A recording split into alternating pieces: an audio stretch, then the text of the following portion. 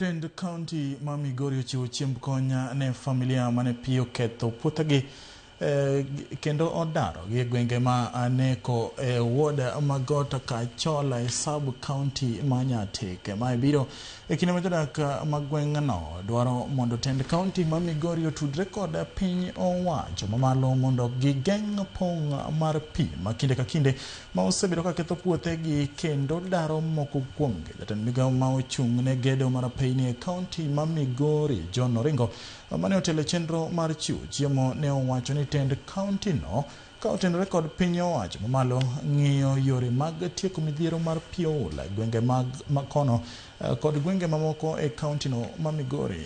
Abiro kaogi nikech adiera neko ka piny onego chambwa te ma wadong' gi lwetwa kama to onge ng'ama osebiro mondo reswa, lakini kawuono waneno mor maduong' ka mheshimiwa okelonwa chiemo. Wagone erokamano kendo wagone erokamano. Wahere gadieri kothe mipidho oganda wagombo nwanwang' kothe tamo wapidho kech wang'iyo kothe moko mantie wakomo kodha mwakomo opok wanwang' kothe ma malo kabiro ka wasebedo ka wamanyo kothe ma malo to kwanya nwang'o to gavana okownwa kothe mwanyalo komo ka obedo oganda butternut afuoto.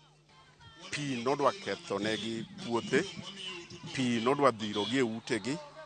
En mana naneko ni got ni machiegni giringo gidhi e got to pod gin gi problem mar chiemo. Koro nwabiro ka mondo wamigi bando, wamigi oduma, giregi otergi e matin.